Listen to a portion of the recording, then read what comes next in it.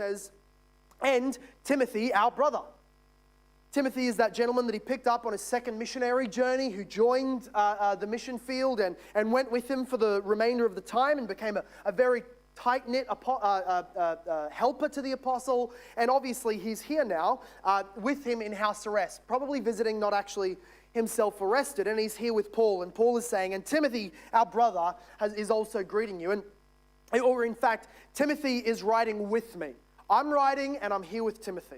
And what I love about Paul, just as a side note on this, is how much he boldly, lovingly, trusting the promises of God, he calls people by our true names. Right? He says, I'm Paul, an apostle of Jesus Christ. He doesn't, in a false humility, say, well, I'm Paul, I'm the guy who's killing Christians, and I'm a murderer, and I probably have no right saying this, but look, Jesus made me this, and so I guess I've got it right. No, he just banks himself on the promises of Jesus. That man's dead.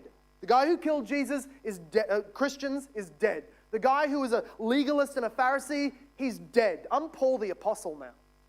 And he says of Timothy, he's our brother. He doesn't say that half-caste Jewish Greek fella who wasn't even circumcised when I met him. That bloke, we called him Limpy because for a few months on the mission field he was still sore. No, he doesn't do that. He calls him our brother. Some of you will take a bit before you get that one.